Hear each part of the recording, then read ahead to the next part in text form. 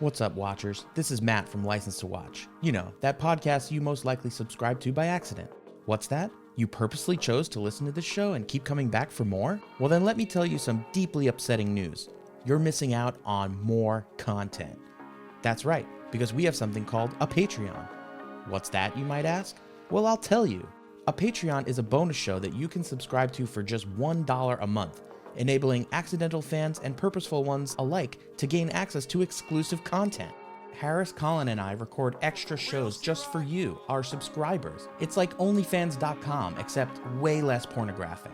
Or is it? Only one way to find out. Head on over to www.patreon.com/L2W, License to Watch for short, to subscribe today for the low, embarrassingly low price of $1 a month. Your dollar will go towards helping us produce the main License to Watch show, as well as the bonus material we do just for you. It's a vicious circle of nonsense. So join today. Go to www.patreon.com/L2W and become the superfan you were born to be. Okay, back to the regular show.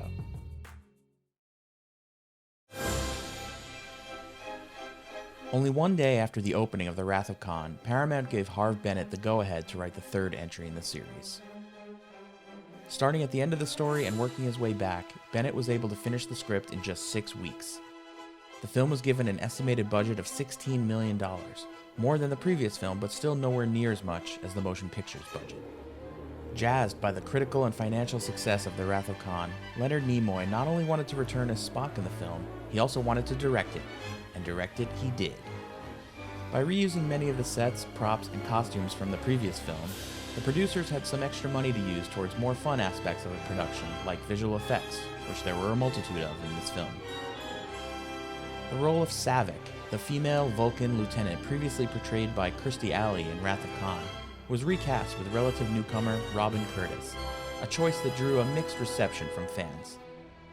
Also joining the cast as the main villain, Kruge, is Christopher Lloyd, famous at the time for his roles in One Flew Over the Cuckoo's Nest and the television series Taxi. Noted for its obvious exploration of Christian themes such as death and resurrection, this film is criticized for being a radical departure from the usual irreligious themes of the original television series. It received mostly positive reviews from critics, and Time has painted this film as good, but ultimately a lesser film than The Wrath of Khan. Retrospectively, one gleaming positive aspect that this film is remembered for is how Nimoy was able to show the crew working together as a team, and truly display the camaraderie that fans of the show have come to know and love. Join me, Matt McGregor, along with my lovely co-hosts Harris McCabe and Colin Shaw, as we search along with the crew of the USS Enterprise not only for Spock, but for the reasons why this movie rules. This is Leonard Nimoy's feature directing debut and the third film in the original Star Trek series of films. This is 1984's Star Trek III: The Search for Spock. This is a show about franchises, movie franchises. You're listening to License to Watch. Why in the world was this movie made?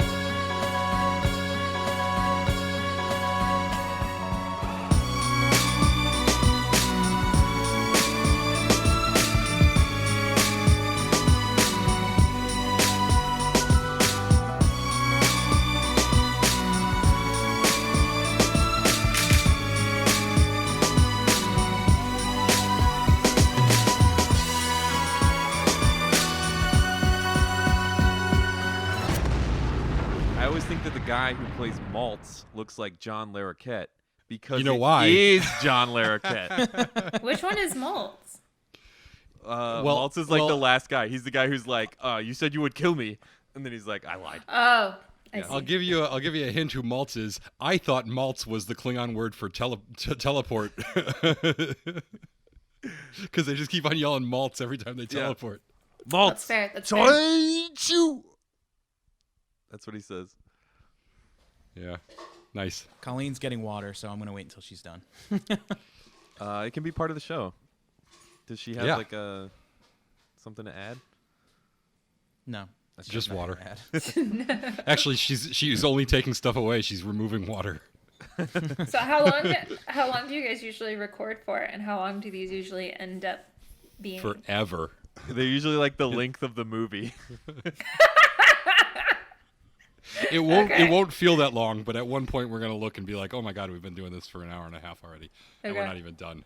I listened to some of the unedited first one that you sent me, Matt. Oh yeah. Mm-hmm. Was it all you hoped it would be? It was funny. It was. Wait, which one? Which one? I sent her the Sean Jarrett episode. I've been sending that to the guests to be like, this is an example of what we always sound like. A great episode. We always sound funny and really polished. Exactly. Yeah. Have we started yet? Yeah. I don't know. So I want to start. I'm waiting for Colleen. Oh, okay. Well, I want to start by saying who my two least favorite what? characters are. For what? Hold on, wait. This is important. I don't understand what passcode you need. To what? Oh, I'll email you some stuff. It's one of the two same passwords that I use for everything. Come on, share it with our listeners, Matt. Yeah, say it. Don't Say be it and shy. leave it in. Listen, we're an open book here. We don't have secrets from our loyal fans. Say the password. Leave it in. Now, of course, this has to become part of the episode. Okay, so my two least favorite characters are Captain Esteban and the other Starfleet captain, the guy with the little rod. Yeah, I second both of those. Those are two terrible characters. I mean, I think Teleporter Bro is pretty high on the list. He's a terrible actor. It's kind of hilarious how bad he is and how bad his lines are. But yeah, but that's what makes it good. Yeah, Captain Michelle? Esteban did. Yes. No, the guy who is in that scene with her. Yeah, the one who goes into she makes go into the closet.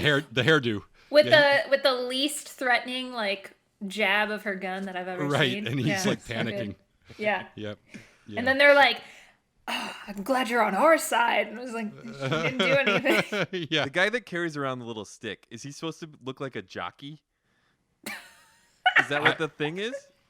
I didn't understand anything about him, and I also thought it was weird that Miguel Ferrer was his first mate, who is I thought would have been a well-known actor at this point in his career because he seems like he was around for a long time. But I guess not. The guy who activates the transwarp drive? Yes. Yeah. Yeah. The transwarp drive. Nice job.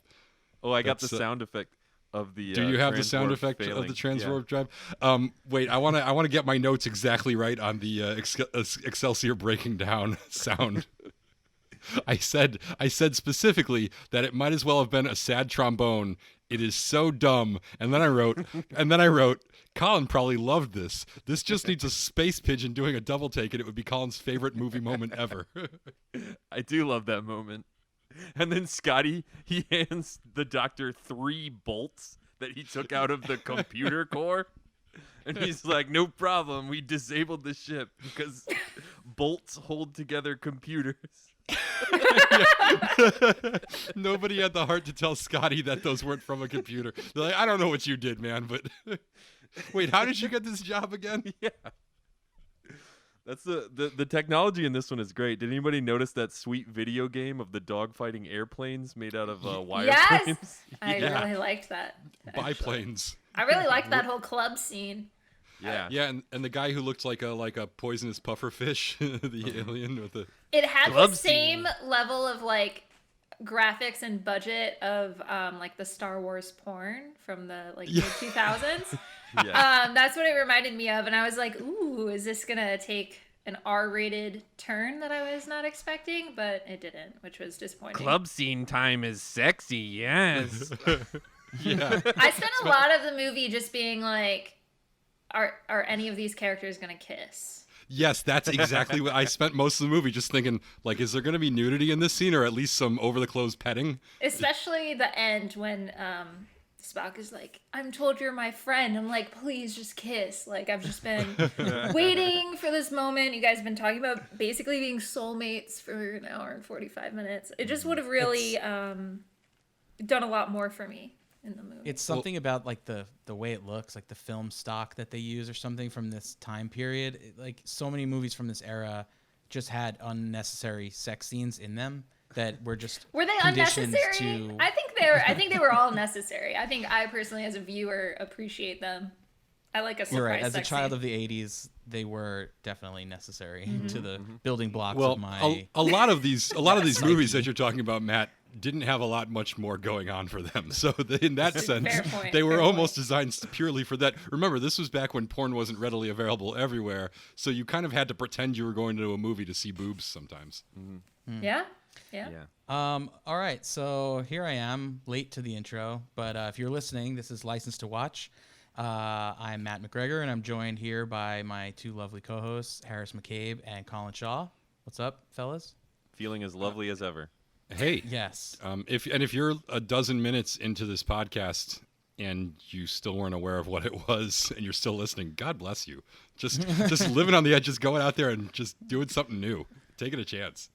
The movie we are discussing today is a little ditty called Star Trek III: The Search for Spock, a film from 1984, the greatest year this Earth has ever experienced. Our guest today is Shelbie Janocha.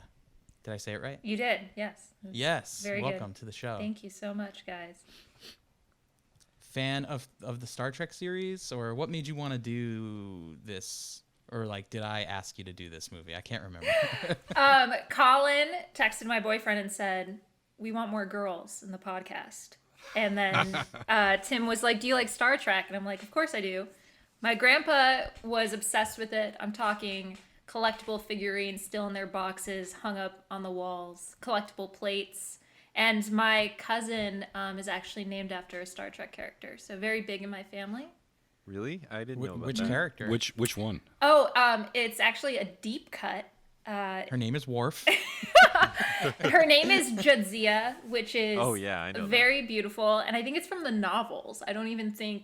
No, Was it- Jadzia is the name of a Deep Space Nine character. Oh, Deep Space Nine. Very good. Yeah. Jadzia Dax. So the Dax character is like a little worm that lives inside your body, but like you're a person. But you get all the memories and experiences and personality of all the people that the thing has been inside before. So it's basically like having past lives, but explaining it scientifically. That's very cool. That's very cool. Yeah. Pretty cool. There's a lot of worms in Star Trek, huh? Yeah. It's a mean, worm-heavy we watched- universe. Yeah. Space worms. We've watched 3 movies, and there's been giant worms or some worms of some kind in 2 out of 3 of them so far. Yeah. And I Maybe bet, we did there worms was, in the first one. I bet there was worms in the first one that we just couldn't see. Microscopic Yeah, ones. exactly. Microscopic ones. It's tapeworms. Stomach worms, yeah. Bones had a tapeworm the entire first movie. Gotta take another shit. Like, I just keep eating and I can't put on any weight. Oh, man, this movie. So I've got it. I'm watching it right now silently. It's playing in the background, and it's wonderful. I love that they brought those jackets back, the field jackets for when you go outside the ship, and that Savick is wearing hers the whole time. Just love it. Yeah, but they didn't bring back Savick. The best jacket of the whole movie was William Shatner's leather jacket that he wore with the collar popped every Yeah. scene he was in. Do you know what Yeah, happens? Yeah, the outfits at the end are great. So good. Do you I know have what to say, happens to the leather after the jacket? cool-ass uniforms in the last movie, I was disappointed by most of the costumes in this.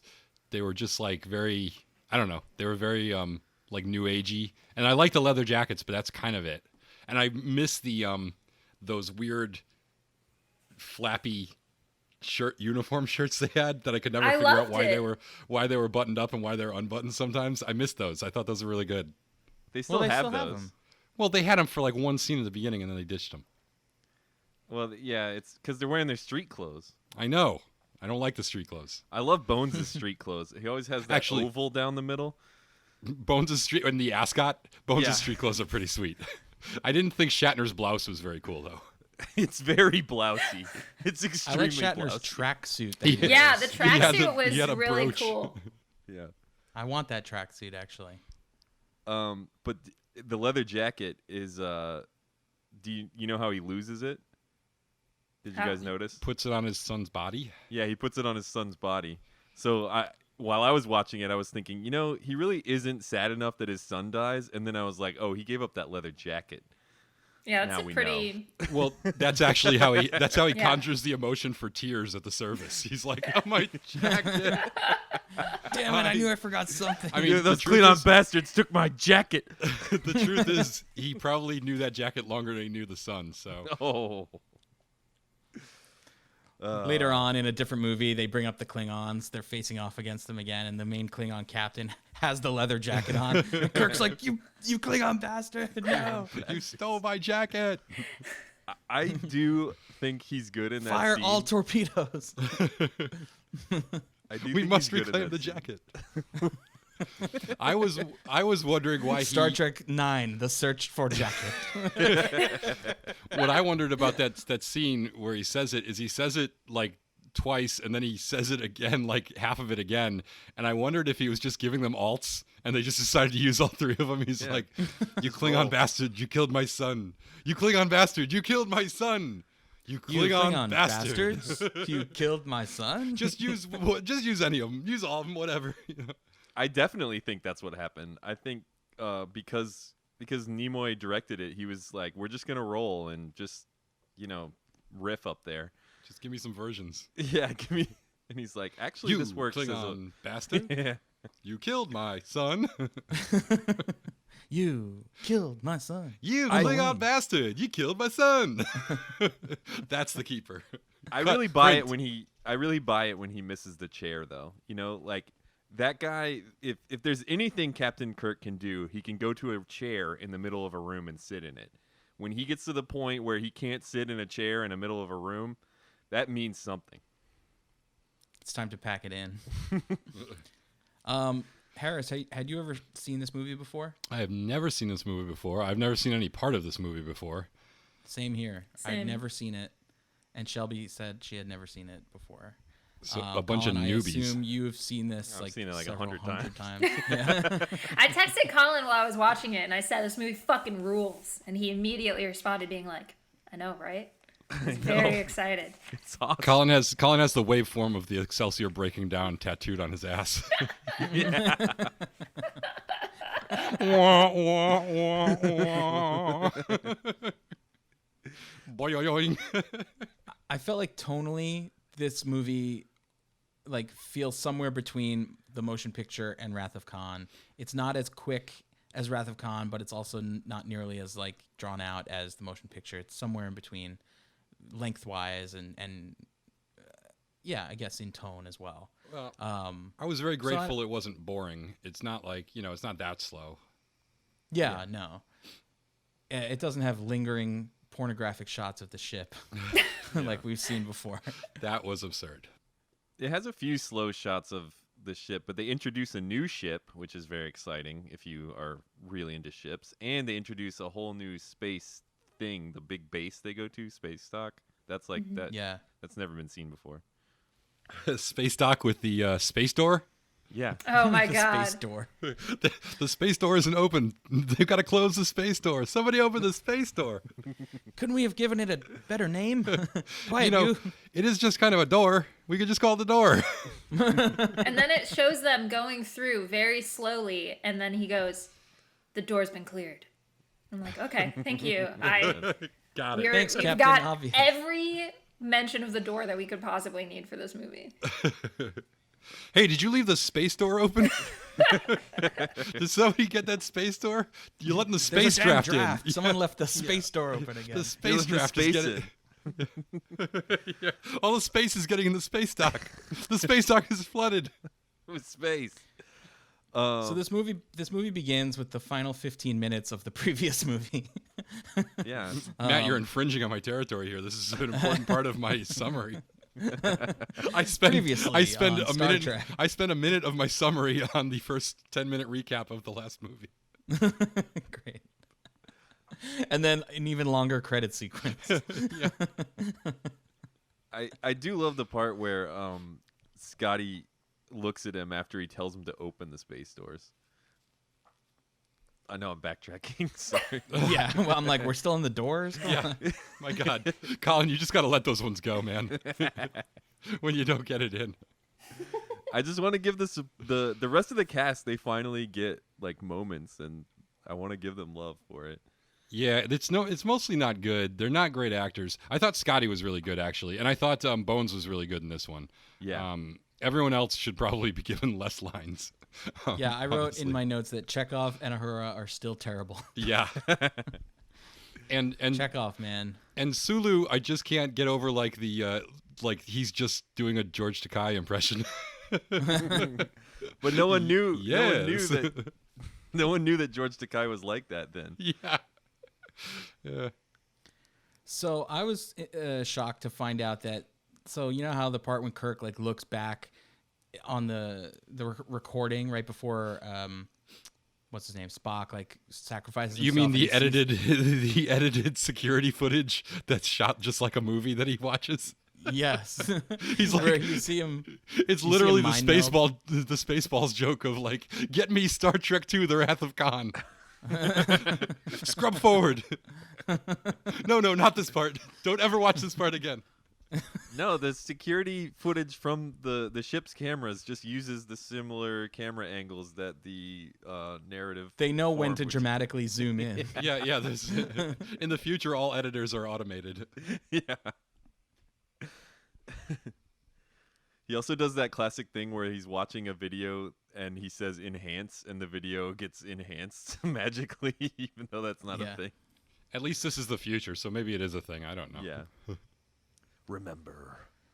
But anyway, I was shocked to find out that scene when he mind melds with Bones, that scene is actually in Wrath of Khan. You didn't Yeah. remember that? You didn't remember? No, that? I thought that it was like I thought this was clever editing where they're like, oh, let's play this part that the audience didn't see in the last movie, and then they're kind of like inserting something for the purposes of this film's plot. But no, they actually had it in there in the previous movie, It's which I thought it's was one kinda of the cool. roughly 2,000 to 3,000 breadcrumbs that would lead you to believe that Spock wasn't really dead at the end of the last movie. It's like just like there's only a billion unanswered questions that were like, yeah, by the way, we're bringing him back. It's just don't worry about it.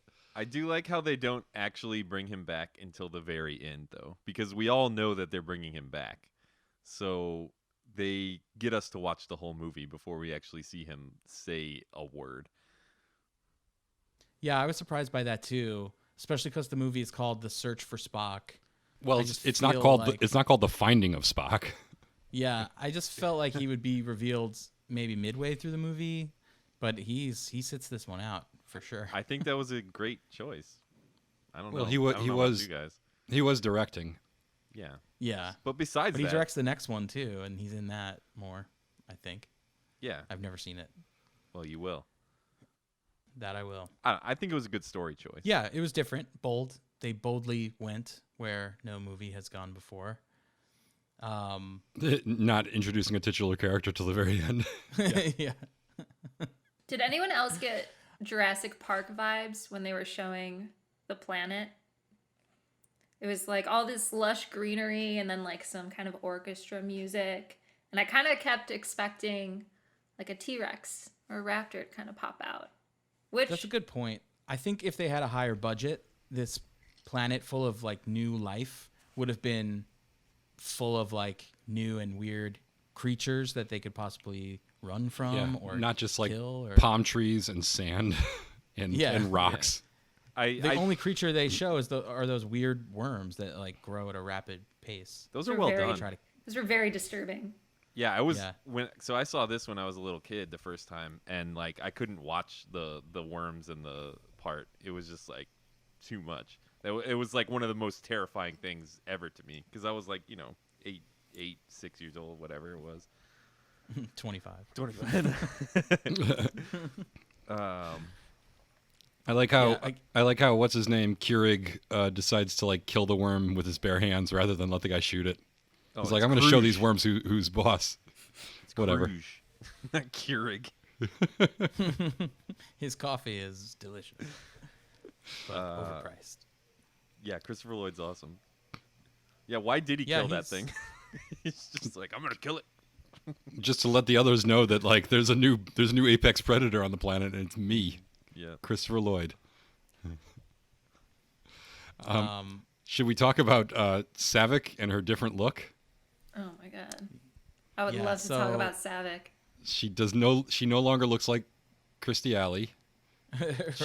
She is, I think, objectively less hot, but definitely Whoa! No. definitely looks. Strong disagree. You're Oh, wrong. are you kidding me? No, she definitely looks. She Strong looks more like a disagree. volcan. She's Or got a whatever. very striking face, very Yes. beautiful. Kirstie Striking Alley is- also beautiful, but her face, the moment she came on screen, that mullet, the brows, I was know- like, Yeah. okay, very into this. Striking is a word that people use when they're not describing somebody who's, conventionally attractive. It's just very striking. Like, I was struck by the angular That's not cheekbones true. and I don't think giant, that's true giant either. pointy That's chin. not true. That's not true, and I don't think that's an accurate Striking description is- of what she looked like. Striking is always positive. Now, if Yeah, they say you've got a striking lot is of like, whoo, right in your Yeah. face. You pause, you're like sweaty. I've been struck. Yeah, Yeah, striking is exactly. always positive. What's not always positive is when they say your looks have a lot of character. That's the Well, because the only reason that I think people use striking that way is because striking isn't necessarily positive or negative. It just means it was something that struck me. Like, it struck me that this person was hideous, possibly, Not in this case. I just don't think she was as attractive as prime Kirstie Alley. yeah. I don't Striking think I'm means going... that it strikes you in your inside parts. Not Thank you, just Colin. Do you not have just- do you have do you have internal genitals, Colin? We're learning so much today. Colin has an innie. Explains a lot. Well, she looked more like a Vulcan. She had the eyebrows. That was my biggest thing with the Kirstie Alley thing, was they didn't do her eyebrows weird. So this is the thing. I've seen these movies many times. I've had many interactions and conversations with many a Trek fan in my life. And I do think that the majority is on the side of Kirstie Alley is hotter. But I think that Robin, what's her last name? Robin Curtis is the hotter one.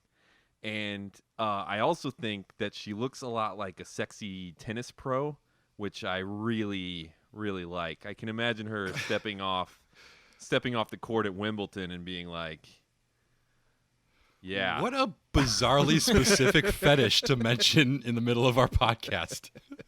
Interesting. I didn't, she didn't necessarily give me off like tennis pro vibes, but I was like, I don't know if she knows what tennis is, but I like the comparison. I think it's the hair. It looks a little bit McEnroe, but she's still very feminine. She had that classic Johnny Mac look going on. Yeah. I Very just good. imagine, like a sweatband and a racket, and she's like the little skirt, Maybe a little Agassi too in the back. Oh, I'd love to see some Agassi attitude out there on the court. Well, she What definitely. do you mean it was out? She had better eyebrows and she acted more like a Vulcan, where the other lady, Kirstie Alley, didn't really act like a Vulcan. Okay, you know what? You're right. When I say it now, when I say like I'm imagining someone going, "What do you mean it was out?" and I'm like turned on by it, I do think maybe it is a little weird. I mean, I'm not going to yuck your yum. I just think it's weird that you brought it up. Like, you have the option of not telling people these things. We're glad you feel safe enough to let us know. Yeah, that's what this. Yeah. This is a safe space for those kind of conversations, I feel. It 100% should be. I am sexually attracted to mullets, which is why I was very thankful that there were so many in this movie. Yeah, you got your fill here. I did. Shatner's hair. I thought one of my favorite things in this entire movie was the helmets, the little leather football helmets on the security guard guys who go down to Spock's quarters. And, Oh, yeah. and then like one scene later, I was thinking like Shatner's hair is basically the curly-haired version of one of those little leather football helmets. It has like the same shape. It looks about the same. Like, it looks like it would probably protect the head just about as well. Speaking of Shatner's hair, his sideburns were so meticulously groomed. I loved them so much. I was trying to figure out how to get that for myself. My hair doesn't grow that way. But it was so sharp. It just really accentuated his helmet hair. Yeah, This was like... I think there must be some kind of wax that they use to make the sideburns pointy in the Star Trek. You've got it kind of going on a little bit. Are you sure they just don't shave them that way? Maybe they just all like have high cheek hair and they just shave it to points. But how Do do you they stay think that they way? have like a little razor in their quarters on the Enterprise? It's the style, and not only is it the style, it continues to be the style for hundreds and hundreds of years, as we've established Yeah. that these pointy sideburns are the style throughout like the entire duration of the Star Trek universe. But I also think it's interesting because like, you know, it's sort of like the like Dominican, like they would normally go down into like a little chin strap if you were a Dominican baseball player. That would just be, they'd come to a point and then they would just keep going in a little tiny thin line. Yeah, but the points go more towards the mid face, though. It'd be like a chin strap mustache thing, actually. Oh, that's an interesting variation on this. Yes, which I don't think I've seen anyone do that. And I'm Well, looking imagine how forward high your cheek hairline would have to be to get a chin strap mustache. Yeah, I wish I had shaved today. I'm looking out of sorts, but this is an audio podcast, as they say. Yeah, you're getting away with it. If you hadn't mentioned it, nobody would know. Again, Good thing. volunteering information that the home viewers do not need and probably do not want. That's what I'm Good here thing you have a for. face for podcasting. Yeah, it's got a lot of character. The great Christopher Lloyd, before he played Doc Brown. So is he really that big? I mean, he was on Taxi, and he was in One Flew Over the Cuckoo's Nest. Yeah, at this time he was on Taxi. That was what he was known for. I spent a lot of the movie trying to figure out how I knew that actor. Oh yeah, It was, yeah. I did that to my roommate Probably today. I was who like, framed Roger Rabbit, I would assume. Yeah, I did that to my roommate today. I was like, "Who do you think that is?" And he's like, "What do you mean?" I'm like, "You know who it is?" And he's like, "Oh, I know who it is." Is Yeah. that- My boyfriend didn't believe me once I figured it out until he yells, "Get out! Get out of there!" at the end when the ship's Yeah. about to blow Yeah. up. And then from the other room, I just hear him go, "Oh, yeah, that's definitely him. Definitely him." That was the thing. Like the first time he talked, I mean, I saw his name in the credits and I was like, "Oh, Christopher Lloyd's in this movie." And then the first time he talked, I don't even think you see him the first time he talks, but I'm like, "Oh, that's Christopher Lloyd." It's like his voice is very distinctive. My favorite 3 things that he does is the 2 times that he screams. So when he's like, "Power to the thrusters," because he's like really fucking screaming and it's so good. And then, yeah, when he says, get out of there. And then the other one is when his first little speech and he's like, "And all the while, the flag of the Federation flapping in the breeze overhead," and he's all mad about like the potential colonialism of the Federation that could be done with the Genesis device. It's 1.21 gigawatts. yeah, I like the one where he was like, where he's talking to his 2 guys and they're talking about the Genesis thing, and then he tells one of them to get lost, and then he goes to the other guy and he's like, "We're gonna go and get that blah blah blah blah blah," but he's talking like 5 inches away from his face and he's just leaning into Yeah. him like sideways. It's yeah, like, yeah. And then what is going he's on, you he's creepy so close talker? He's so close to his face, and then all the guy says is "Success, my lord," without looking at him. Yeah, he doesn't look. He doesn't turn at all. He's just like he's just like doing the thing where like his nose is bumping into. Like I know that it's probably not appropriate, but I think it would be interesting to see a professional relationship like that be functional in real life. Like your boss comes up to you, close talks you right in your cheek, and then Right in you're- your cheek, and you're not allowed to turn and look at him. and then you genuinely say to him, "Success." Yep.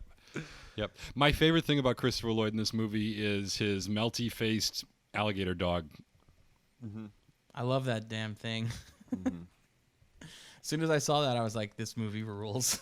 I was devastated when it got killed. I was like, Oh, melty-faced its death big was alligator dog, horrible. no. No. He clutches it up against his face like as it's dying. Yeah. I watched the behind the scenes. They said that like when he did that and picked up the dog and hugged it, that he wasn't supposed to do that, and that was just sort of an improvisation. But when he picked up the dog, it was like this shitty puppet that like didn't move like a dead dog did, and it just looked really wooden. So they had to like took a break for lunch or whatever, and the makeup people or the effects people came in and they like gutted the puppet and like they put weights in it in like certain places so that when he lifted it, it would look like a real dead dog. And then in the end, they just used that extreme close up anyway, and you can only really see like its snout kind of thing, Yeah. because it's just like right here. I thought that was funny. That's pretty cool though. Yeah.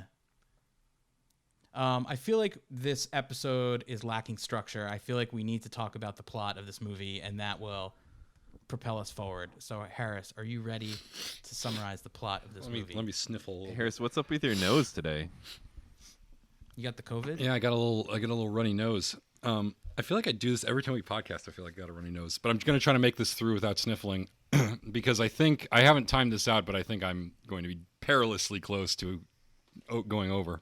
But you let me know when you want me to start. Okay, ready? Can you see the clock? Yeah. Where's my screen? Okay, ready? On your mark, get set, go. Okay, so we basically open with a recap of the last 10 minutes of Wrath of Khan, where Spock gives his life to save the Enterprise, and they blast his remains onto the Genesis planet.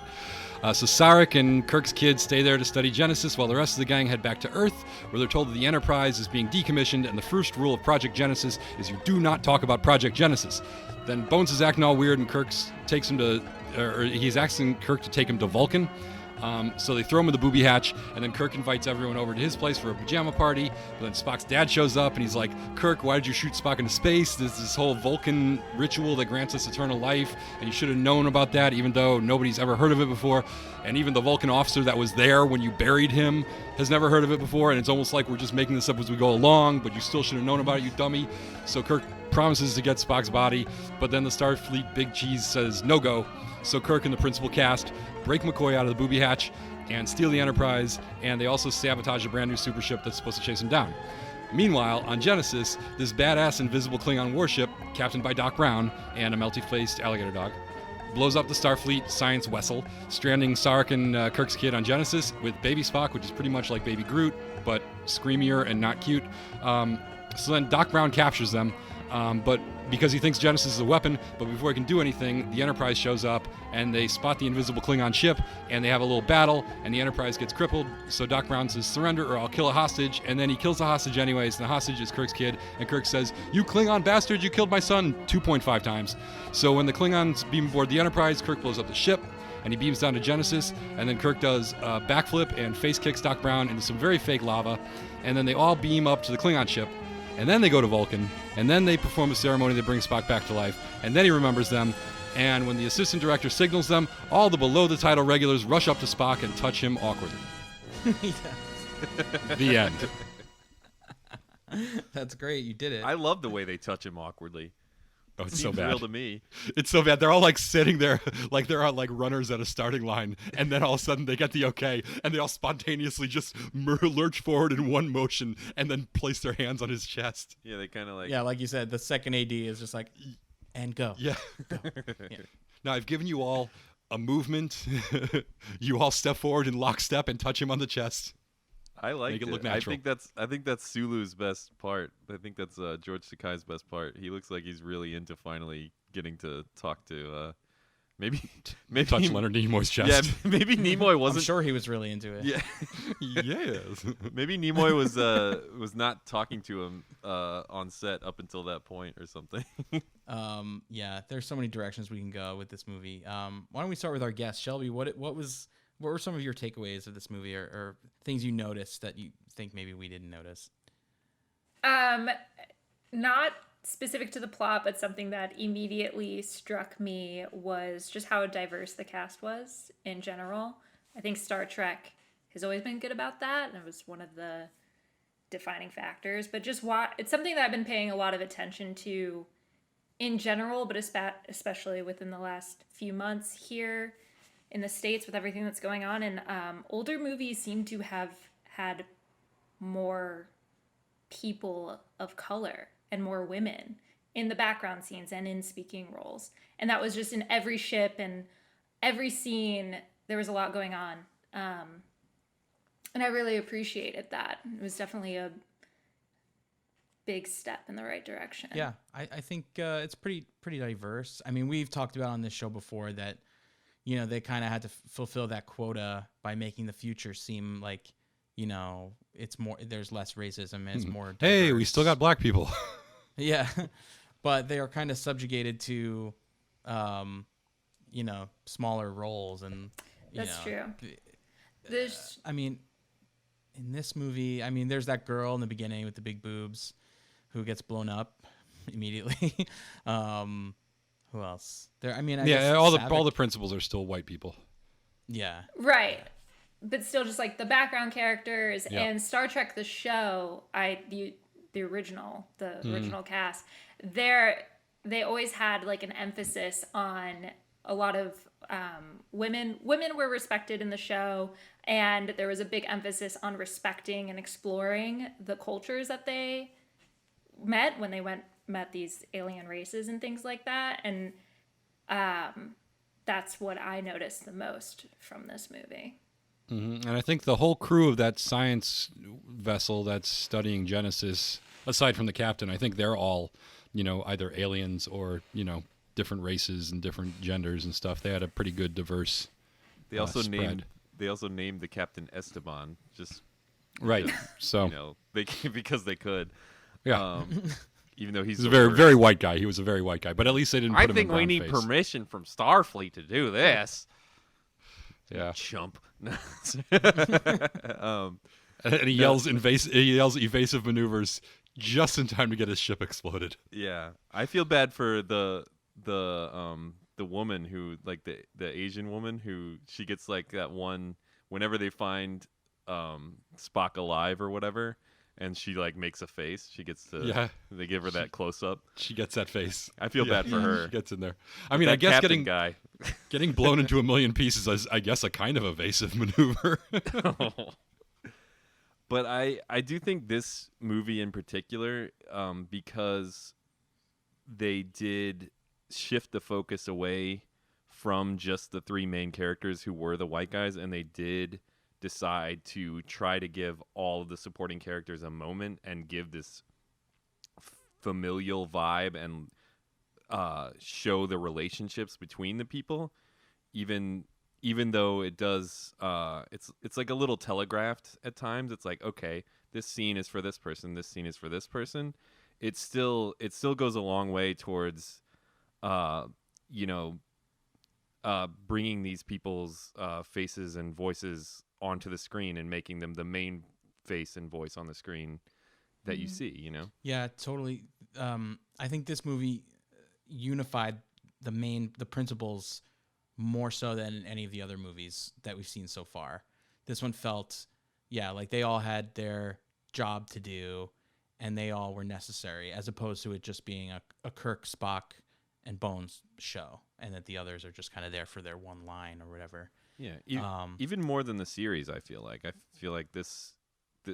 I don't know. I know you sent me that article earlier. I read that, but that's the way in which this movie was groundbreaking in terms of the Star Trek universe, is like bringing that element into it. Yeah, we read in that article that they compared it, or Leonard Nimoy compared the vibe of like the old Mission Impossible TV show, and how everyone had like their thing that they were good at, that they were a necessary piece of the whole. He wanted to bring that sensibility to this movie and like make everyone kind of like have their reason for being there, and the familial part of it, like you said, they're all part of the same ship and the same family or whatever. And they even Which do it definitely comes across. Yeah. And they even do a heist when they steal the Enterprise back. Yeah, I like when what's his name, Sulu beats the crap out of that guy. He's like, "Don't call me tiny." Is that what he said? Yeah. He hits him with the judo move. Yeah. Mm-hmm. Yeah. That's apparently the same guy who gets who Spock does like the Vulcan death grip to in, I forget if it's the first movie or the second movie, but they just keep bringing that guy back to Get his ass kicked by Yeah. regulars. At an least he's honor. At least he's not beaming down to the planet with any of them. Then that's when you're really fucked. Yeah. Then, Yeah. then you're getting killed for sure. Just going back to what you guys said earlier, I'm watching the movie and I'm looking at Saavik quite a bit, and I think I have to agree that she is hotter. She is So hotter. hot. here. Thank you. So hot. You guys Yes. are all taking crazy pills. I can't believe Kirstie I'm Alley's weird looking in the last movie. Ooh. She's Like, no, you're that's right, that's the problem. She's normal looking. They gave normal Kirstie Alley weird ears. That's all. Yeah, her makeup feels like half done. Kirstie Alley is a beautiful woman, but this Saavik, so just Yeah. I was like obsessed every time she came on screen. Yeah, her hair. It's got so much bounce and Yeah. and voluminousness. Like, she definitely has conditioner on board in her Yeah. packway. Yeah, and it's the kind of conditioner that will stay in your hair even after a full match. Maybe Yeah. that's natural. I mean, a Maybe movie. that's her natural. Maybe that's her natural curls. Oh, man. Her hair is so Maybe she's beautiful. born with it. Maybe it's Maybelline. So my big takeaway for this entire movie is that the Klingons are awesome. They have like a totally badass ship that is basically like invisible and then just shows up and destroys things, and it looks cool. It looks cooler than the Starfleet ships. And they have this cool alligator dog with a melted face, and they have and when he shoots that guy with the laser, the guy who didn't feed his dog well enough, and like it is so much cooler than any of the little remote control lasers that the Starfleet guys shoot with it. Like evaporates him into like yellow and then just incinerates him. that And was rad. also, we haven't even hardly mentioned the lady with the jugs. But I mentioned her huge breasts. I mean, earlier. but we no. I'm just saying we have mentioned her, but we haven't like mentioned her. I mean, each boob got its own separate billing in the credits. I don't know if you noticed that, guys. But like, That's not I true. think she was very memorable, and so I do think like the Klingons kind of saved this movie for me. They were the best of everything in this film. when she showed up on screen, I was like, "This is the villain of this movie. I can watch this movie." And then she died like 10 seconds I was later. so like, disappointed. all right. She was ready to die just because she had seen the classified information. Yeah, it didn't really make sense to me, but Yeah, I okay. think that was Christopher Lloyd just getting out of his relationship there. He Yeah. was like, your sacrifice will be remembered. Also, The one guy's like, "When am I gonna get paid?" She's like, "Quite soon, you fool. Quite soon." paid in armed photon torpedoes. Yes. You know what I was thinking about with the Christopher Lloyd in this is a lot of what we talked about when we were talking about Philip Seymour Hoffman in Mission Impossible, where it's an actor who you're used to seeing in sort of a comedic light, and it's really out of his element, but because of that, he's actually bringing so much more. He's so much more intimidating and frightening and scary because you do think he's out of his fucking mind with like just his absolute devotion to this Klingon, operation that he's going on. He doesn't even have the authority of the Klingon government. He's like, while they negotiate peace, I'm gonna make the moves that we really got to make. Yeah, I thought he was pretty good in this movie. My only beef is that I feel like we don't get enough of him. I feel like he was killed off, and then like there was still a half hour left of the movie, and you kind of forgot about him. Ultimately, he is forgettable, I think, but he was good, if that makes sense. I feel like they squandered him. I feel like those are opposite things. He's forgettable but good. I'm saying he was good, but ultimately, like, for what? They let him off too early. I could see him as a villain, like a returning villain who could come back for another movie or something. No, but they just chose to. He's get rid too of him. good for that. If he returned for another movie, he would kill Kirk.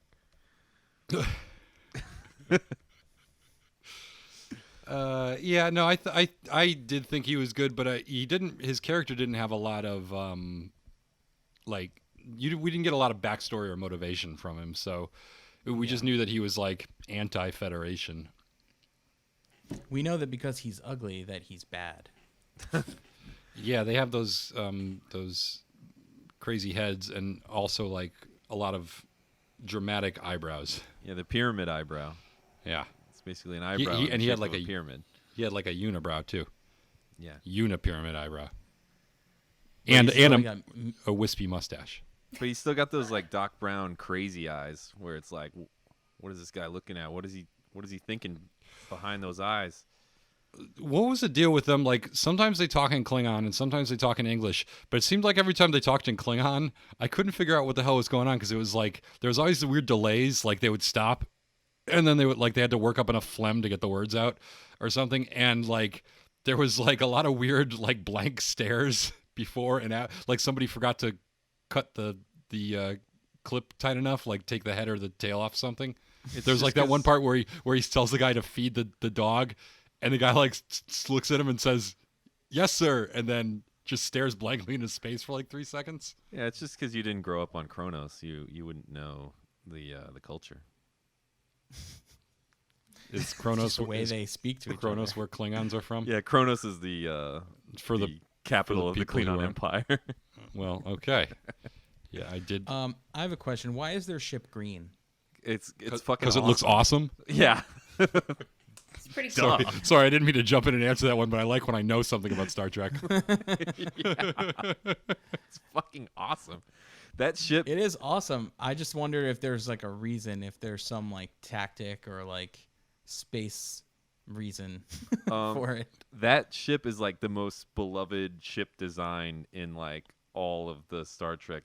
Besides the the Enterprise, that ship, they continue to use the same design for that ship for the Klingons for the entire rest of Star Trek. Like As they they get better should. ones. Yeah, they get better ones, but they always have those. That's like the ideal ship for a Klingon. The bigger ships are too bureaucratic. If you're a Klingon, you want to be on one of those because that means you're fucking fighting people. But if you're It's on the called a bigger bird of prey, right? yeah, the bird of prey. And then a warbird, is that another one? I think that is Or the did I make that up? Romulan one. The Romulan one. is Oh, called okay. that. Lots of birds in space. Well, space is a bird's natural habitat. Shut the space door, you let all the space birds in. That's what the space door is for. Keep those space birds out. If the space birds get in through the space door, you gotta sweep them away with the space broom. Should we talk about poor doomed David, Oh man, Captain Kirk's was improbably tall and blonde son, who unfortunately met his maker when he brought a hug to a knife fight. Like what kind of fighting style is that? I know this guy's got a dangerous blade, but I'm just gonna sort of fondle him.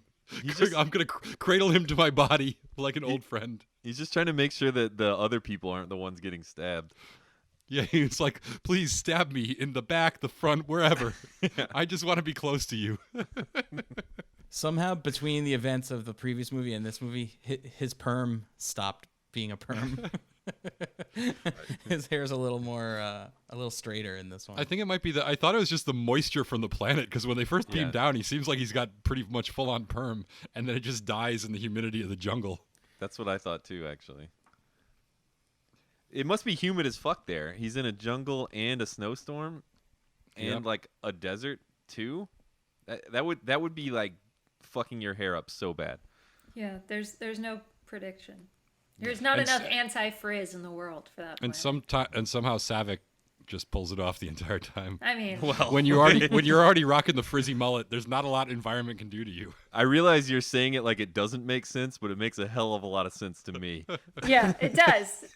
There's nothing that could ever be out of place on Savick. Something that confused me is Spock, when they discover him, is an 8-year-old child, and I understand that he's connected to the accelerated growth and inevitable destruction of this planet. But what was I do not know what she called it, but she was like, every 7 years the Ponfar. The Ponfar. Yeah, like I really would have liked to know like more about that. It was very similar to intense period cramps, frankly. I was like, I really feel his pain. I was like, ooh, yeah, I mean, that looks bad. It looks bad. I like how she says it like it's just like this normal thing, and then they don't elaborate it. I was like, ooh, I can't wait to hear more about this Ponfar. It's probably going to come up and be an important plot element. And no, not really. It's just something that they're like, no, this is just for the nerds out there because it was in some episode of the original series, so we're just going to drop it in there. In a really and just important roll. episode of the original series, okay? And then she goes up to him and she's like, this is Ponfar. And then they like they like Vulcan gently finger bang. touch hands for a long time. It was Yeah. very nice. I'm pretty sure more happens after that. I'm not 100% That was a quick cutaway. Okay, so Are you saying she made him a man there? Okay, I'm the one with the most knowledge on this. I don't think he can. I don't think he can consent. He was a blank slate. Yeah, but he's gotta like. Okay, so what the Ponfar is like this thing. So the Vulcans are really logical people. They're logic all the time. They don't really have to think about like having sex or whatever because they're all about the logic. It's like, they love it. They love that logic, but they don't love it because they don't feel love that way because they're too busy doing logic. But inside they're still, they still got something going on inside their hearts and their parts and all that stuff. Fingers. Yes. And so every 7 years, they become insane because they're experiencing the need to take a mate. And it's so basically what we're seeing is this child Spock has advanced to the age of puberty and is experiencing his first sexual feelings, but for Vulcans the sexual feelings are so strong because they only happen once every 7 years, so they're like 100 times more intense than whatever other sexual feelings are, to the point where they actually like can go insane enough to change their body chemistry to like kill themselves with their own body chemistry. And so what she did is she relieved that pressure in some way, but all we get to see is the finger touching part, which is a very, very interesting part of the film, if you ask me. That's very. Where did you learn this? Is this in? Yeah. So where did you get that information? I feel like there's a whole dark area of the internet where like a deep wiki. Yeah, there's a lot of fan fiction. There's an episode of the original series. It is ripe for fan fiction. Yeah. Definitely ripe for fan fiction. A lot of this movie was ripe for fan fiction. I was writing some in my mind as it was happening. I told you guys before, I was getting a real Eyes Wide Shut vibe from the Vulcan ceremony at the end. I swear I thought they were all going to drop the robes and just be full frontal. Full And frontal then I was penises. disappointed when they weren't. There was a couple shots where it like the temple maidens, I'm gonna call them, the ones who carried him up. Mm-hmm. There was I like paused and was like, is her robe just open? Is she just fully nude? But I think they were wearing like nude colored bodysuits underneath. But yeah, I definitely that could have had that has a fan fiction vibe to it as well. I agree. And totally, Kirk and Spock's dad. I totally thought whatever ceremony they were going to perform to let him into his mind was going to involve some kind of penetration of. That was also very intimate, and I was into it. And he asked for consent. Yeah, that's true. It's very important. Very progressive. It's the Vulcan way. Yeah, exactly. They're very logical, unless they're in Ponfar, and then they're insane. Yeah. Okay, so there's an episode of the original series called Amok Time, where where they run amok. No. Amok. Yeah, that's the name for what. Okay. Anyways, so basically the episode starts and Spock is just acting like very, very mean and foolish, and he's like, I want to stay in my quarters and I want you to take me to Vulcan. And they're like, why? And he's like, we don't talk about it.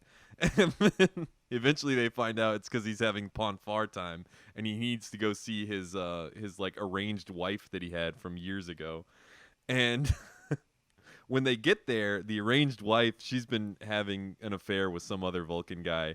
So she picks like trial by combat or whatever. And over having sex I with remember Spock. this episode. Yeah.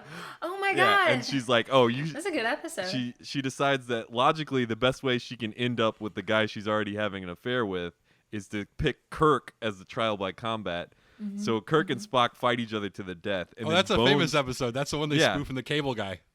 Right, and then Bones shoots Kirk up with like a neurotoxin to give him temporary death paralysis. And so he tells all the Vulcans he's dead. Because he says when people are dead on the show, like every time. Even if it's a different culture. Yeah. Yes. So they're like, we have our own doctors. And he's like, this is my only thing, damn it. Yeah. I'm a doctor, not a guy who knows who doctors are. So then they all go back to the ship, and Spock is like, yeah, like my sex rage is over because like I had a fight to the death, so I'm okay now. And then he's like, but I'm super bummed that I killed fucking Captain Kirk. Like I'm gonna go to jail for this or whatever. And then Kirk comes out of the back like, hey, don't you think you should talk to me about it? And then he's like, Jim. And then he's like, oh wait, no, I didn't say Jim like that because I'm all logical or whatever. And then they're like, ha ha ha ha, everything's fine now. And Kirk's like, instead of faking my own death, why don't you just get laid next time? Yep. Terrible. That's the subtext. Nobody. Colin, you should know that growing up, there was a comic book store right near my high school. Mm-hmm. It was called Amok Time. That was the name of the comic. It was book named store. after that episode. Yeah. I never knew that as a kid. I always thought this is a strange name for a store. It's pretty good episode, I think. I love that episode. I think it's fantastic. It definitely is one of the ones that sticks out the most. I wish you could claim Ponfar as like a disability. What? No. Let's move on from Bonfire. We've spent a lot of time on the sexual awakening of the Vulcans, and I think Yeah. Let's talk about how what's his name? David, the son? David Marcus? Yes. Is that his name? Yes. Mm-hmm. And Carol Marcus, who is missing from this movie. Yeah, and she Yep. never shows Even up though this again, movie- and that's kind of This problem. movie takes place immediately after the last movie, but somehow she's just forgotten. Yeah, so let's talk about those characters and the whole David Marcus thing. Okay, like what? Yeah, I feel like it was just kind of written out. Like whoever wrote this movie saw Wrath of Khan, they were like, yeah, no, this isn't going to be a thing. And they just killed him off, and that was that. It wasn't too emotional. I think they wanted it to be an emotional moment when he says, you Vulcan bastard, or not, you Klingon bastard, you killed my son. But it's like... But how can it be an emotional moment when he's literally the person that Captain Kirk knows least of all the people in the movie? Like, he's known him the shortest amount of time of anyone. I'm sure there's an attachment there, but he clearly was a lot more affected by Spock than he was by David. I think this is one of those things. It also- Go ahead. sorry. It also can't be emotional when William Shatner's acting is just so bad. Yeah. When the doctor collapses in his arms in the beginning, and he's like, "Get a medic," and it's clearly supposed to be like this very dramatic, like, "Get a medic," but he's just like, "Get a medic, a medic." It's just like vaguely raising his voice, and I was like, "What's happening?" And that's pretty much the same exact way it was later. I think this is definitely one of those things. So Matt and Harris especially, they're not totally on board with Shatner's acting abilities, and clearly, Shelby, you are not also. Oh, no. I want to make it clear. His acting is terrible, but I love William Shatner. Yeah, so that's the thing is, like, I've real Fantastic. dichotomy. I'm at that point where I'm like, yeah, I really love that he does what he does, and I've been convinced to be able to buy into what he's trying to do with his actual performances. I actually feel the emotion coming across way more than people, who are watching him. And there's a lot of them, Harris included, who are just like, this guy is weird, and I don't understand why anyone would act this way. Yeah, so I don't know. I think you have to, for the whole David Marcus thing to work, you have to be like very much in the William Shatner camp. Otherwise, Camp Shatner. Yeah, Camp Shatner. It's a good camp name. Yeah, they should have a good camp song too, I bet. Oh yeah. It's just like I think Camp Kirk has a better ring to it. yeah. Yeah. It's the camp song. It's just slightly off. Yeah, Beat. a lot of hitchy kind of delivery in the camp song. It's actually it's a song, but it's all spoken word. Yeah. I know Down I said on the shores of Camp Shatner. I know I said this before, but have you guys watched the William Shatner Rocket Man yet? Of course. Yes, No. it's so good. It's a famous cultural landmark. That whole album is actually pretty listenable. Listen, hey, you know what? Honestly, I was gonna say that the best part of his entire performance in this whole movie is like the monologue to start the thing. He's kind of great at that like weird spoken word stuff. It sounded like one of his songs when he's just like contemplating like the mood of the crew after Spock's death, and it's just like, wow, he kind of pulls this off, you know? Like self-grandiose monologuing is kind of, you know, I'm getting it. I'm in. Yeah, Captain's logging. Yeah, if you haven't seen Yeah, YouTube, you know, the captain's logging is also a euphemism, but you know, it's actually documenting stuff. if you haven't I checked gotta out, take a mean captain's log when I'm done with this podcast. see, I thought Harris was making a sex joke, but it was a poop joke, and I was confused. Oh, it could be both. I mean, you've got captain's logs and Klingons. There's a lot of poop stuff going on. Oh my God, you didn't have to go there, Matt. Some strong stances being taken right now. Yeah, get on YouTube, search for William Shatner doing Rocket Man. It's fantastic. I just watched the destruction of the Enterprise. Let's Oh maybe yeah, talk that's a about good one that. to talk about. I have two questions about that. One, how is there an Enterprise after they blew it up? Two, wait, when they say they were going to decommission it, does that mean they were like, because there's all these different versions of the Enterprise, and we see in later things that like there's all these different versions of the Enterprise, and we've actually seen in the first 3 Star Trek movies different versions of the Enterprise. So does that mean they were just like remodeling and reshaping the same ship? Are you asking me? Yes. Okay. So, Yes, of course. Who else would he be asking? so yeah, that ship is mostly the same. They just change it. They're remodeling it. It's like a new model, you know. It's like this is the 96 Taurus, this is the 97 Taurus, this is the 98 Taurus. It has, you know, the fog lights or whatever. But they're actually different ships. It's not like a ship of Theseus thing where they are replacing a part here and a part there until it's like a totally different ship, but is it? It's kind of ambiguous as to how much of one or the other it is. There are billions of nerds who are like dedicated to this show, and it's ambiguous. Well, I don't feel like they cotton to ambiguity. At this point in the chronology, it's not totally clear how.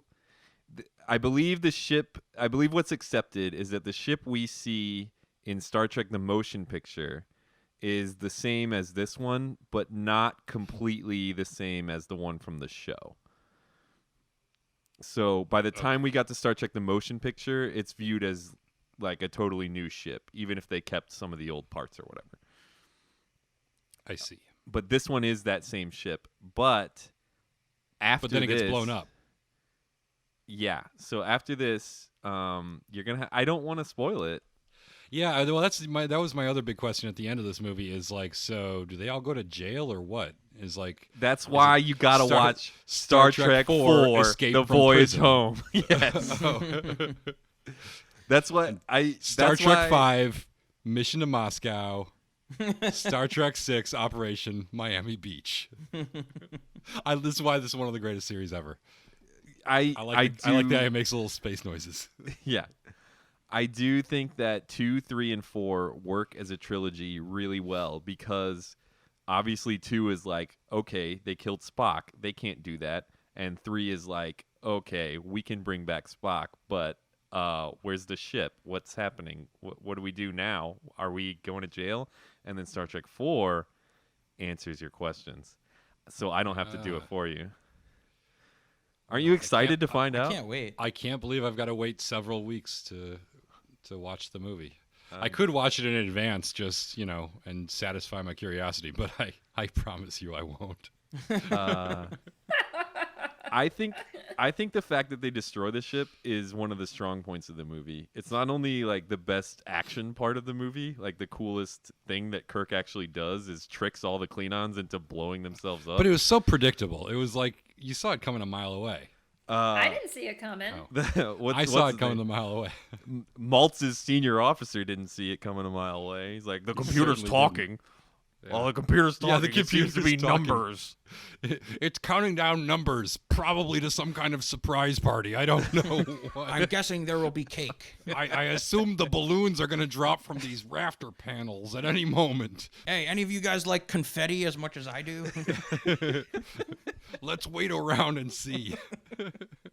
3, 2, 1. I know the ship is probably going to explode, but I just can't resist a good countdown. You gotta love numbers. You gotta love when they get smaller. But it also another thing about, I know that like in theory it's a good thing, but the explosion is so fucking bad. It's like I it's love like the explosion. It's like a weird combination of bad VFX and bad models. I love the explosion. My only thing is, why doesn't the self-destruct for the ship blow up the whole ship? Yeah, it blows up Yeah, parts I of was it, confused about that, chunks too. of it. But it looks really cool when it's half blown up and it's like burning up in the atmosphere. No, that looks cool. That's the part but that's like the actual explosion is like you can see the I think they had that shot of like the hull where the word Enterprise is, and they wanted to make it look like it was incinerating, and they have like really bad VFX there. And then the next shot is like, it looks like somebody just dropped a glass tray or something, and it just sort of explodes. There's like real gravity, and I don't know. It's just so cheesy and bad. And also on that note, the VFX here were so much worse than Wrath of... Like, all of the VFX and most of the practical effects were so much worse than Wrath of Khan. I was like, how did you... Like, you spent more money. How did things get worse? Before a planet dies, like, columns come straight up out of the ground. That's a thing. Just like a man-sized column will just come straight up about 15 feet out of the ground. The first thing it does is start emitting styrofoam rocks at a high rate, just blasting them everywhere. I don't know. It is true. I mean, from what I read about this movie is that they saved a lot of money because they just reused the same costumes and sets and a lot of stuff from the previous movie. And so James Horner. Yeah, they were able they're just to like, "Come on have a back." bigger budget for effects. Oh, I'm watching the pillars shoot out of the ground right now. Wait, they had a bigger budget for Oh, effects? you're about to get the doesn't make any backflip. sense. Sorry, you're about to The get the backflip backflip. is my favorite part. Oh, we have to talk about the backflip. He's being choked Shelby, out. did you see the backflip? I did see the backflip, but more importantly, before the backflip, I literally yelled out, "Whoa, that bubble butt." No one... That was the most unexpected point of the movie for me, was Captain Kirk's fantastic ass. Like, he's doing squats in the background all the time. I was so blown away, I had to pause. I was like, thank you for this gift, Well, Star Trek 3. And then you continue and he does this fantastic backflip. But really, I was hoping for more ass shots. yeah. through that Well, version. you know, Shelby, they do make space pants like that. Do you know why? No, Because please tell me space more. pants make your ass look out of this world. Wow. Oh, no. No. Oh, It's- that was the best It's joke. true though. He fills out a So pair. funny. He fills out a pair of pants pretty admirably. Yeah. Yeah, it was Sometimes you spell Kirk THICC. exactly. It's Yeah. pretty impressive. His That's the- his weight was kind of like, his face was all over the place in this. It was like he definitely had like a little fluctuation in size. And of course, when he does the backflip, he loses an entire Simone Biles worth of weight and becomes a much more agile looking man. Are you implying that was a stunt double? No, I'm saying he must have really conditioned for that one thing, and then gained all the weight back for the next shot. I was very attracted to Captain Kirk. At first I was like, yeah, okay, I can kind of see like why all the ladies were into him, and then that specific shot really changed the view for me, specifically. See, so the villain dies at 1 hour and 23 minutes into the movie. There's still 22 minutes left in this movie. That's crazy. Yeah, I feel like the movie could have been like a tight 90 minutes. I feel like they could have cut some stuff out. I probably would have been happy with them just finding Spock. How long was it? Hour 45. Yeah, it's an hour 45. Yeah, it's a good chunk of time. I love the planet Vulcan is like a exaggerated Utah for like a whole planet. I was getting more ancient Egypt vibes with the way that their costumes were and the headpieces they were wearing and the kind of I could see that. ritual they were doing. Yes, but like Utah. but in hell. It's like ancient Egypt in like on the surface of hell. Where it's like everything's red. There's like in giant rock formations jutting out everywhere. Yeah, but it's red, but there's no fire and torture. It's sandy. I don't know that. Okay. I mean, I assume there's We're not shown there's that. yeah, there's plenty of section. You know, they're not going to do their rituals in the fire and torture section. It's a whole other department, Colin. I do think that I don't understand why they carry the woman on the little chair with what are those chairs called? Do you know what I'm talking about? The throne that the other people carry? Yeah, that probably has a name. Yeah, but all of the other stuff makes sense as part of Vulcan culture I'm going to to me. Google it.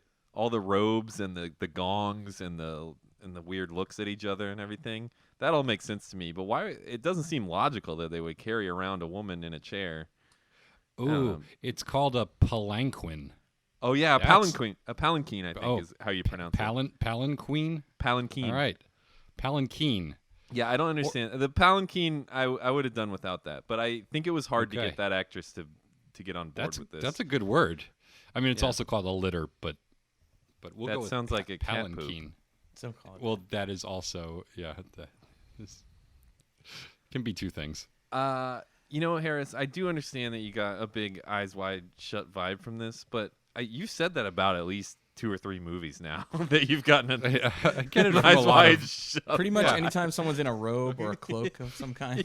I get excited. I'm like, oh my god, are they gonna drop the robe? You just never know. That was when I saw the Kirk pajama party. I was like, oh my god, so many robes. Anybody could drop a robe at any second. I assumed that was an orgy. He was like, Sulu, Chekhov, Uhura, come to my quarters for the normal post-mission orgy. I do bring want your, to bring your loosest kimonos.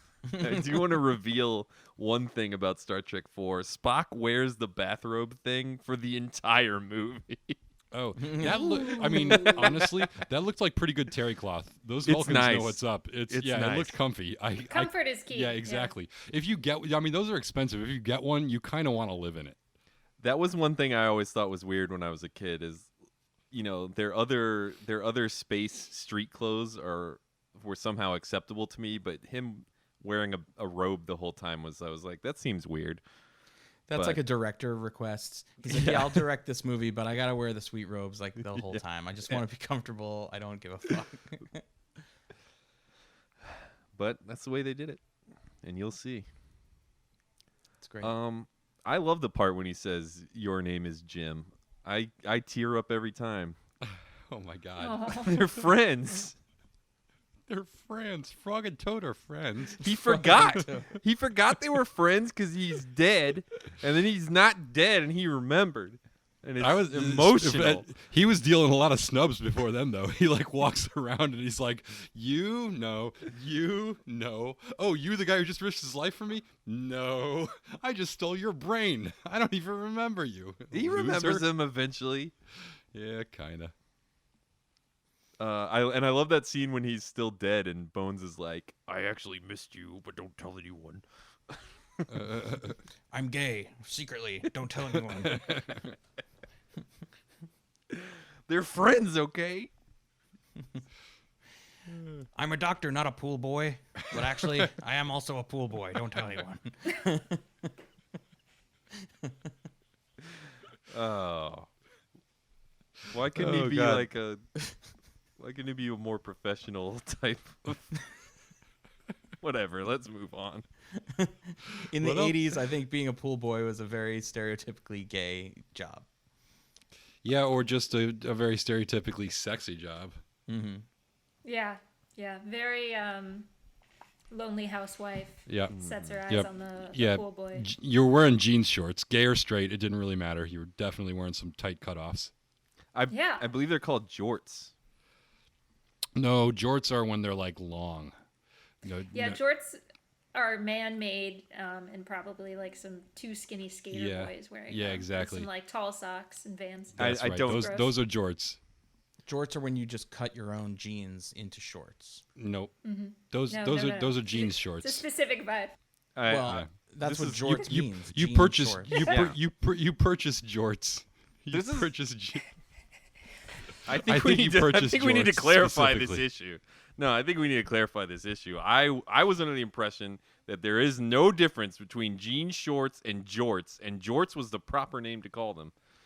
No. No. See, there's three different. There's jean shorts, jorts, and cutoffs. Cutoffs. That's what I'm thinking. Yeah, Cutoffs is what I think of a pool person wearing. Pool boy, pool girl.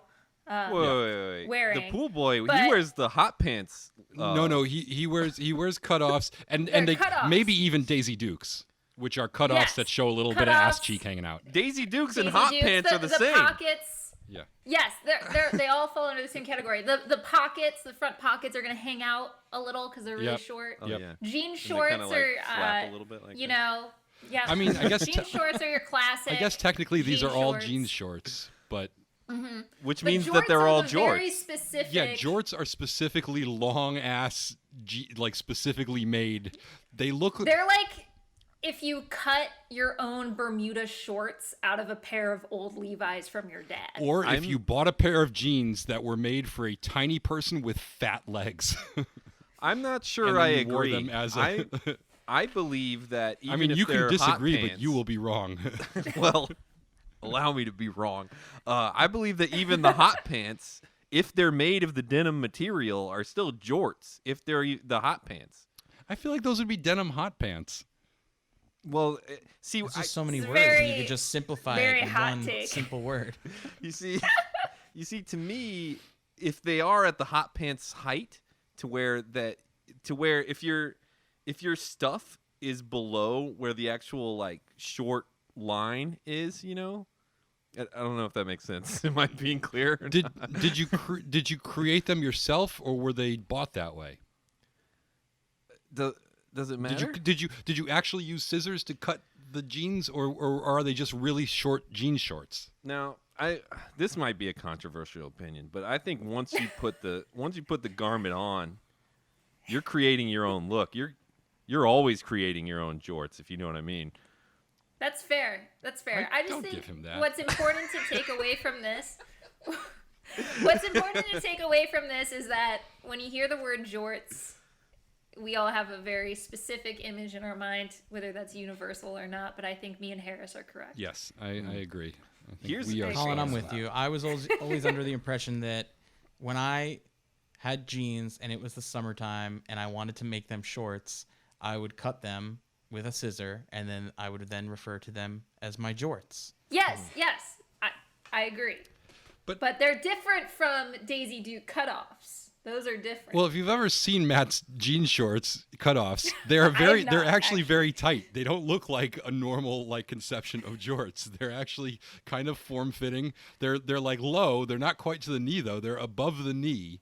So I mean, I like wouldn't it. consider those jorts. Yes. I would consider those cutoffs or jean shorts. They're all jean shorts. I feel like I'm having a brainstorm here. Is there room in the market for like a jorts that's super tight that goes, like they're just above the knee and they're super tight, but then also you've got like another layer of denim that's at the hot pants length that just gives that little hint of like, oh, like, is it hot pants? Not really, it's jorts, but hey, like, it's interesting. Look at me. Look, I'm wearing clothes. Like, look at this. Or what about if you had a pair of jeans shorts that ended just about at the knee, but then you also had a pair of leggings that just rose from about the ankles to the knee. Whoa, and I'm then sorry. you I just gotta stop you. attach them at the knee.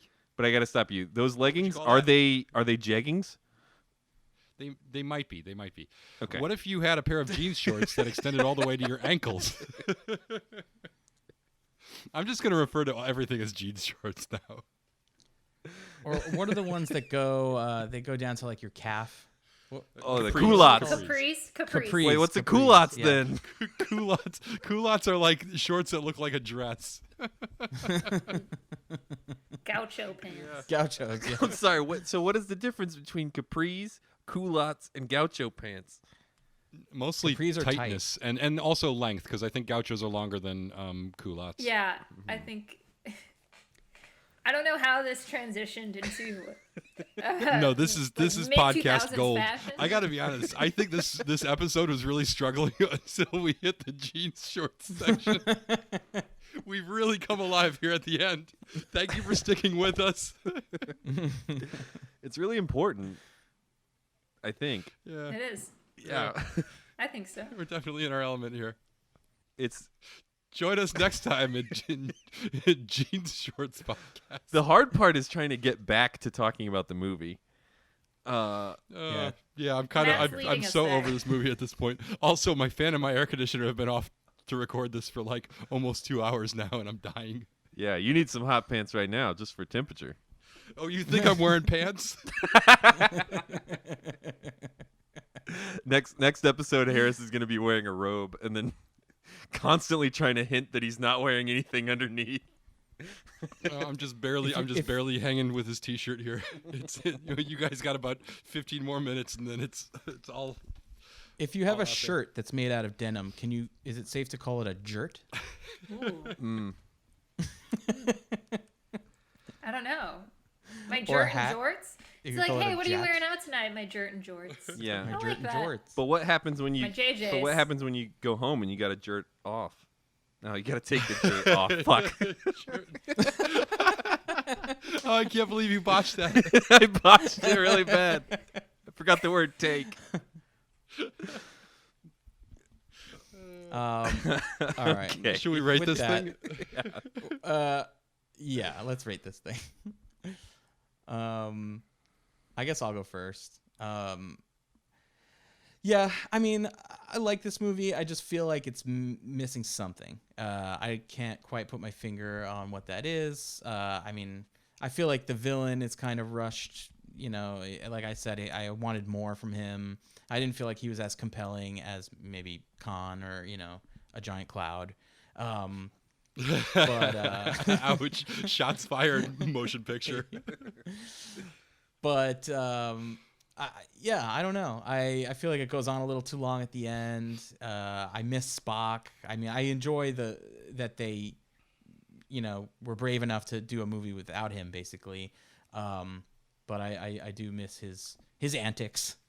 Wacky Spock. That wacky Spock.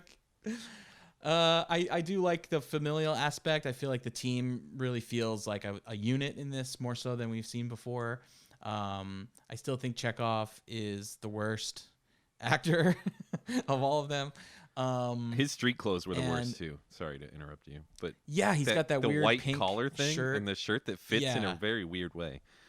They always put him in pink. It's very Yeah. odd. So yeah, I give this movie. I think this is somewhere. It's around the 5 region. I'm gonna give it 5 Timothy Dolphins. Yikes!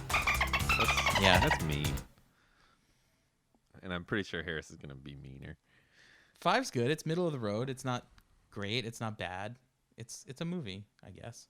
Should I go next and be meaner? Yes. No. Okay. You Oh, you wanna go, next. Colin? You should go next and sing the praises of this movie that you want to. Yeah. Well, it's not boring, like the first one, but pretty much every other thing is so much worse than Wrath of Khan. It's like worse costumes, worse effects, worse stunts, worse story. I don't think I gave a shit about anything at any point during this film, and there was just so much dumb shit going on. The only thing that bothers me is that I gave the motion picture 4 Timothy Dolphins, even though that was like charity, so Colin wouldn't get mad. It really is a 3 Timothy Dolphin snooze fest. So like I feel like this is a 4 Timothy Dolphin motion picture, but it actually isn't as bad as the first one. So I feel guilty about giving it 4. On the other hand, I think we do get a really good performance from Bones. Who's the actor who plays Bones? DeForest Kelly. DeForest Kelly. We get a really good performance from DeForest Kelly. We get Christopher Lloyd, plus that Klingon gun, plus that Klingon ship, plus that Klingon alligator dog, plus those Klingon boobs. Basically, all the Klingon stuff is awesome. Like, all the Klingon stuff is like a 6 or higher. So I will also probably average it all out to 5 Timothy Dolphins. You just said 6 or higher. 5 is lower.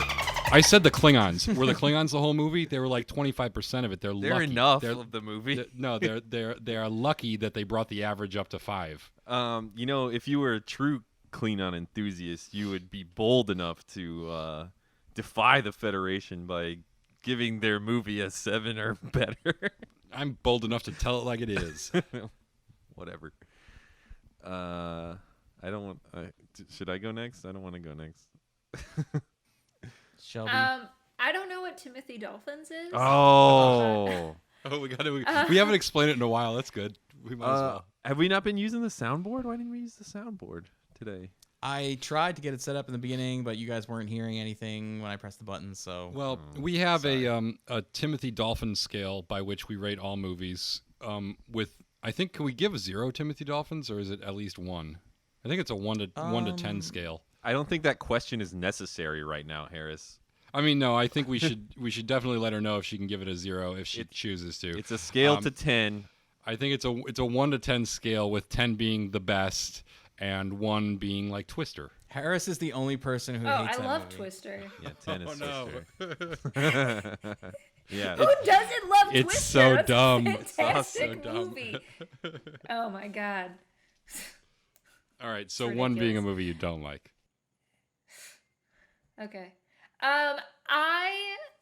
Let's see.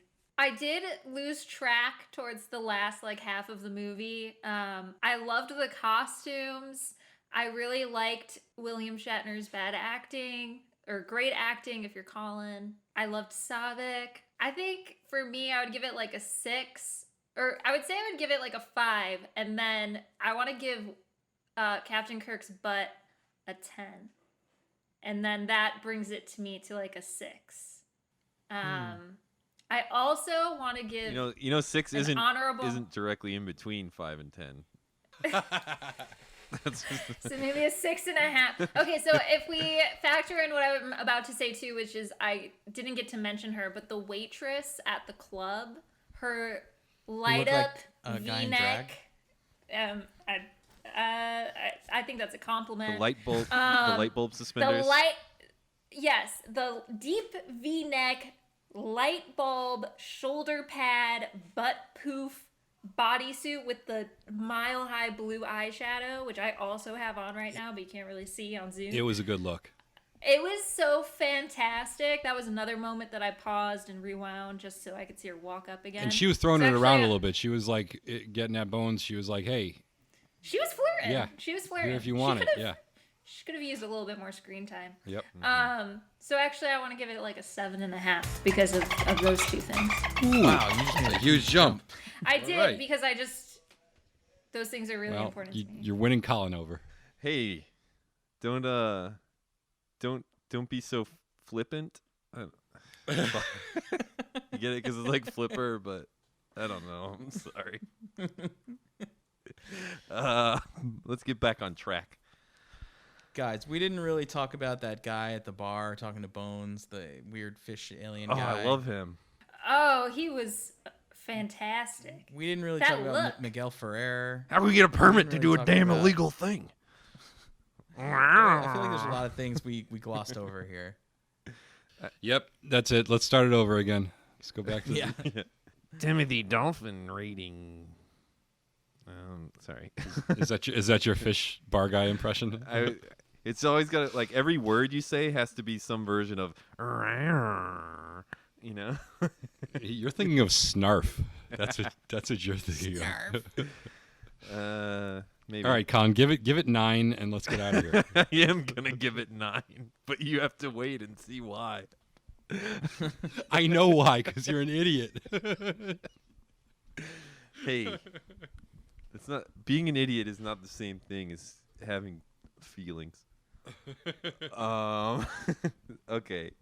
So there's an episode of Seinfeld where they talk a lot about Wrath of Khan because George's wife died and he thinks that he's a bachelor again. But then the wife's parents talk to Jerry, and Jerry gives the line from the end of Wrath of Khan where Kirk said he's not really dead if we remember him, or Bones says that, I think. and that ends up making George be head of the board for the foundation for his deceased wife, which means he has to do more work. And at the same time, Kramer is beating up little kids in a karate class, and he uses his newfound confidence to tell Elaine that she can take over the magazine, where she introduces the urban sombrero, a massive failure, which I don't understand why it failed, to be honest with you. The urban sombrero seems pretty sweet. But in the episode Jerry claims Wrath of Khan was, quote, the best of those movies. And Kramer later says to Elaine, I know Jerry will tell you that Wrath of Khan is a better picture, but Search for Spock is better. And there are very few of us that are in the Kramer category of this great debate, and I am one of them. I believe that Search for Spock is a better movie because I'm free to believe that. And I feel it. I feel it somewhere in me. And Savick is better. The supporting cast, they're all the characters. They get to do stuff. Christopher Lloyd. I mean, what can you say? What can't you say? What will you say? What won't you say? He's Christopher Lloyd. What are you talking about? Also, I don't know if the DP was better, but I think the lighting designer was better in Search for Spock. You got the DP literally never DP'd anything before this or after this. It's his sole cinematography credit. Wow, that's crazy. Well, his lighting design was really, really good. It's like way less high key, like a lot of low key using less power for the lights, but Not a lot of mid key either. Yeah, a lot of low. A lot of shaping the light and a lot of changing its color so that all the colors are somewhere between like pink and sky blue lavender. And if you watch closely, it's lit in a really special kind of way. And Christopher Lloyd's great. And John Larroquette's in this movie. Hello, he's Maltz. Savick, we got the better Savick. And I know we don't get to see her play any tennis, but you know, the perfect movie has yet to be made. So I will give it a 9 Timothy Dolphins and say that it's more of a 9 Timothy Dolphins than The Wrath of Khan. And I don't know what else to say. You could give it a 9.5. The Merriam-Webster Dictionary defines digression as the act or instance of leaving the main subject in an extended order. No, that was a good speech, Colin. I have no idea what you were talking about for almost 90% of it. And as usual, your score is just completely incomprehensible. But that averages out to a better movie than the first one. So I agree. Mm-hmm. Okay. Wow, we did it. Yeah. We did it. Congratulations And the to journey us. continues. I just feel like people are gonna know what I'm gonna give 4 also. A 9? No. Are they all 9s? They're all 9s, aren't they? Maybe we'll just skip that Not- one. We'll just go right to the Final Frontier. Yeah. Well, why would you do that? No, that's right, because we need to take the voyage home. That's right. From here, guys. I'm actually really curious about how they avoid jail. Yeah. They don't. That's just the whole movie. They It's go like, to Alcatraz. it's a trial. It's like a courtroom drama. It's really, really dry. All right. It's like John Grisham in space. Okay. Is that it? Are we wrapping up? Yeah. I want to say a special thank you to our guest, Shelbie. Thank you for being a you. part of this nonsense. Oh yeah, we usually give the guests some time to talk about whatever they want to. Do you have anything Right. to plug? Yeah. Do you have anything you're working on that you want to plug, or like something fun that you're into, or just anything you want to shout out? Give a shout out to some race of people or perhaps a breed of animal that you enjoy. Melted-faced alligator dog, perhaps? Yes. That was a very cool dog. Very cool dog. I like my dog a little better. I don't really have a lot that I'm working on right now. I think probably just the one thing that I am talking the most about is Black Lives Matter and just making sure that staying educated and donating where I can and making sure that while talking to others, also making sure to analyze your own biases and things that you may have going on. I think a really great resource to start that I've been using is called a book called Me and White Supremacy, which if you hadn't heard about it, it's a 28-day workbook where it just breaks down everything from white privilege to tone policing to your racial biases that you may not even know, and just helps you kind of analyze and tackle them with journal prompts. And I think it's something that every white person and non-Black person of color should probably look into a lot. That sounds cool. What's it called again? It's called Me and White Supremacy by Layla F. Syed. Cool. We here at License to Watch stand behind Black Lives Matter. Harris always has to stand behind everyone because he's tall, so... That is true. I like being at the That's back. pretty much what I meant. I meant literally. Like, because if he stands in front of people and he can't I fucking block see. the view. Yeah, exactly. That's why he can't go to protests. or Yeah. anything. I just Get end out up of the being way. just end up being a tear His- gas shield. If he holds up a sign, it blocks out the sun. Yeah, everyone's like, I can't see it. What's going on? It's very sad. Well, yeah. So thank you for that, and thank you for helping us out. And You can plug your social know- media if you want to. If you don't want to, that's Oh yeah, do you have a Twitter? Are you a Twitterer? I am not a Twitterer. I do have an Instagram. It's at ma'am, please calm down. All one word. MAAM, please calm down. And I post a lot about, being a good person, the color pink, 80s hair metal. So it's a fun time.